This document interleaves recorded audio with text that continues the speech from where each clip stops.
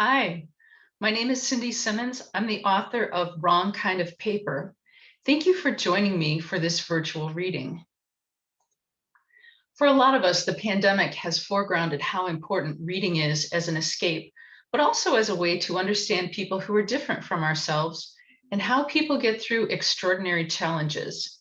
My novel, Wrong Kind of Paper, is set in a fictional Indiana town, Green Meadow. The story is told in the first person by Hallie Linden. She's a young reporter, just a year out of journalism school. This is how the book opens. I guess it all started with the first story I covered for the Green Meadow Daily Observer. It was that fire on April 16, 1989, a one-story house on River Road. You never get used to covering fatalities. It doesn't matter if it's a 3-car pileup or a little house fire like that one. It's not the smoke that makes you choke up when you ask, anybody killed? Firefighters hate that moment, the moment they have to admit they didn't get there soon enough, didn't rush in fast enough, or that they work for a town that won't pay for the right equipment. When I got to the River Road house, I saw a firefighter shaking his head as he pulled a hose back out of the front door. I was walking over to interview him when the police chief, almost as if he wanted to save the firefighter the pain of having to answer my questions, stepped right into my path. One fatality, he said, his voice gravelly. The victim must have worked the night shift at Trojan Truck. He was smoking in bed. House fires were nothing when I interned at the St. Paul Pioneer Press. A single fatality fire rarely got more than 2 paragraphs in the B section, unless it was something really unusual that started the fire. But I was just an intern at the Pioneer Press, and none of the interns got hired that year. So I had to adjust my news values for what was important in Green Meadow, Indiana. I tried to think of something that would make the story interesting as I wrote down what the police chief said. Behind him, I could see the firefighter, who I would later learn was nicknamed Blue, make a series of grimaces as he walked down to the river. Firefighters mourn, just like crows do. It doesn't matter that they did not know the deceased. Firefighters hate losing somebody. They carry it, like Blue did, as a personal failure. The book has an intercultural romance subplot. The meet cute takes place at the fire station the day after Hallie covered 2 teenagers drowning. The smell of frying onions hit me as soon as I opened the door and started the climb to the 2nd-story roost where most of the firefighters hung out between calls. At the top of the narrow stairs, the tall diver blocked the entrance. Do you really think you should come up here? There can be blowback when you do beat checks in person. If somebody doesn't like something in a story, they let you know. I wasn't in the mood for it, but this guy didn't scare me. He was a firefighter. They're not bullies. Even towering over me at the top of the stairs, his posture suggested he was unsure of how this game was played. You printed the picture of the do not enter sign, the they were idiots photo. When he shook his head, his care caught the light glints of blue in the black that reminded me of the sun on the water that had swept so quickly over those boys. I stared at him. That often works with a hostile source. You just take the stronger position with your eyes. Everyone, when confronted with direct conflict, will look for a way to restore social niceties. The key to winning is to know that everyone blinks. He blinked, then ushered me in with a wary sweep of his arm. I said my editor chose the photo. It wasn't my call. It's not easy working for monkeys, he allowed. In the brief period I had been in the town, I had picked up that the Daily Observer was not highly regarded. Of course, I couldn't say that I agreed, so I just said there were reasons to go with the photo she chose. He wasn't satisfied. His eyes were green and brown, and they flashed with a need to know more. Did you agree? He asked. I had no stomach for it, but I knew if I lay out our decision-making heuristics, he would shut up. In every newsroom, from the New York Times right down to this local paper, big gap there. Do you want me to explain this or not? He said he was sorry, and the sincerity in his voice caught me by surprise. I said, the rule of thumb is a photo that tells the story beats any other photo. But don't you agree running that photo was cruel to the families? The circumstances were that 2 kids died. My heart started pounding. My hands were sweating, but I was freezing cold. We can't really think about how people might react to photos. The firefighter pointed to a plaid recliner. Have a seat. There's no chili yet, but I'll get you a glass of water. I sat. I drank.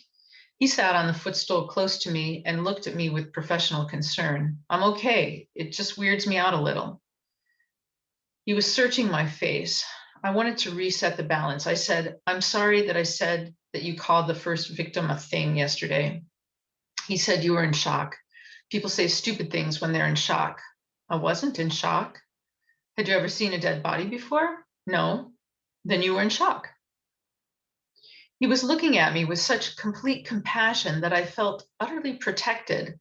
I suppose that gaze was how he could get kids to confess that they were playing with matches, get arsonists to tell if anyone was inside a burning building. Maybe it was something that was taught in firefighting school, like medical students are taught to exude concern. I said, you're very good. I work on my listening face, but you're amazing. He gave me a quizzical look. Apparently, he had no idea what I was talking about. You're new. Are you even old enough to drink? I said, I'm 22, with perhaps more assertiveness than was required. 22. He stretched it out long, like he was playing with the number in his mind. I'm very glad to make your acquaintance. My name is Blue. 22 might be a very good year for you. He was so close I could smell the cayenne pepper on him, the onions and garlic. I craved that chili. I think Wrong Kind of Paper, it's sort of a professional coming of age story. There's the way things ought to be, and then there are the realities of working for a news outlet that is short on cash. People who are news junkies may enjoy this inside view of a newsroom. Wrong Kind of Paper is fiction, but many of the things that happen in the book are based on things I experienced in my 15 years as a journalist. Here's a little taste of how Hallie Linden shares her reporting process in a scene where she's interviewing the mother of a drowning victim.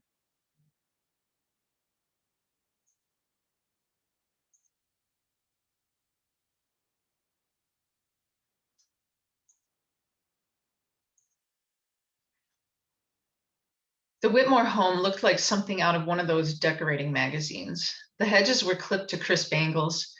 The porch had a rocking chair and a bench with a blue and white striped cushion. The sweat rolling down a pitcher of lemonade atop a low table was the only thing that looked like it might not have been planned. Mrs. Whitmore came out when she heard me on the steps. She moved slowly, barely lifting her feet off the ground when she walked. Her face was drawn, and her drab floral dress had an oversized button on it with Peter's photo. She said, "Thanks for the story." I was surprised that she liked it. I had been on autopilot when I wrote about the drownings. Except for my lead, it was a boilerplate accident story. I said, "I know that was a horrible day for you." I could tell from her eyes that she was already back in it. They really tried. That firefighter, the tall one, he kept doing CPR. He wanted to save my baby. That would have been Blue. I could picture him pumping the boy's chest long after all but the mothers in the crowd had given up hope. I said everybody wanted Peter to live, and Mrs. Whitmore reached for my hand. I don't think you're supposed to hold hands with sources, repertorial distance and all, but when she squeezed, I squeezed back. It was the worst day of my career watching the rescue attempt and seeing how hard it hit you. How are you doing? I asked, pretty sure I already knew the answer. She looked at me as if trying to decide how deep to go. Finally, she confided, "He's in my dreams every night." I nodded. They say it's harder losing a child than a spouse. She said, "When my husband left me just after Christmas, it felt like the floor had fallen out from under me. I had no idea how much worse things could get." I racked my brain for something that would move the story from a death aftermath to something larger. What was the bigger issue playing out in Peter's death? He was in a drunk driving accident and then drowned a short time later. It seemed like he had changed a lot since his parents split up. That could be a cover story. Peter, the poster child for how divorce can affect kids. I had a lot of questions about the trouble at home, but if I was going to get Mrs. Whitmore to open up on that, I was going to have to be patient. I said, "That lemonade sure looks nice." People who have never done it think it's hard to interview a recently bereaved person. Sure, they cry. Sometimes they get mad at your questions. But most interviewers give the kind of listening bereaved people need only for a short period of time. The loved ones are in it 24/7, a lot of them thinking about what went wrong, reliving an accident again and again. They know it's weird to be that obsessed, but if you're just there with them, acknowledge that that is their whole life now, they appreciate the company. Another weird thing is that they can modulate. You just ask about something mundane like lemonade, and they snap back to the present. They function, if only for a minute or two. When Peter's mother went to get some ice, I sat on the bench and positioned my notebook so she would have to take the rocker. I wanted her to be comfortable. We might be there a long time. She came back and poured 2 glasses. I tried to think of pleasantries. What a beautiful porch, I said. She said I clean when I can't stop thinking about it. The drownings? I asked. All of it. I talked to the principal and some of Peter's friends at school. I'm going to write a story about the hole that Peter left. She drew a sharp breath. I reached for her hand this time. I can't begin to fathom the pain you are in, but I'm going to ask you to stick with me, even though it might add to the pain. I want to write about the difference in Peter before and after your divorce, how the pain he was in might have contributed to his death. I hope you've enjoyed these scenes from my novel, Wrong Kind of Paper. It's new this summer from Sunbury Press. I'm Cindy Simmons. Thank you for joining me.